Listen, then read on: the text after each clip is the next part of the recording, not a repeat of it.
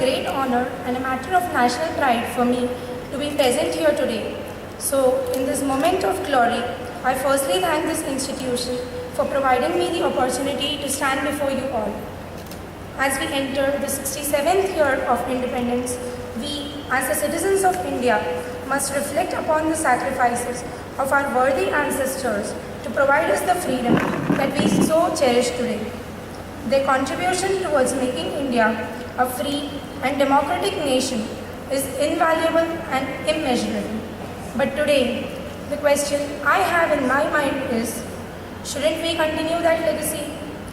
Every citizen will be truly free only when he breaks through the shackles of narrow-mindedness, when he is capable of standing up for himself and for others, when he can decide and make choices for himself, and when he has boundless opportunity to grow and give in his best.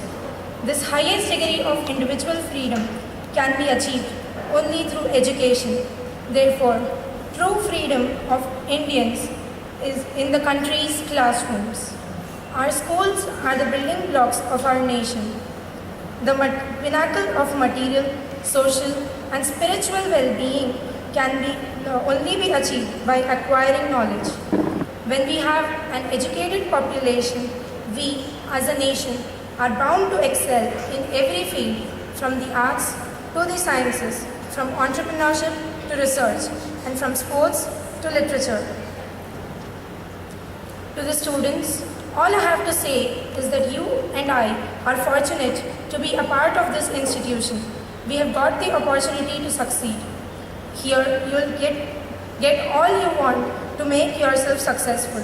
Each one of you must utilize this opportunity and develop to your full potential. Learn all you can while you are here and excel in your own way. Then surely there will come a day when India shall shine the brightest in this world.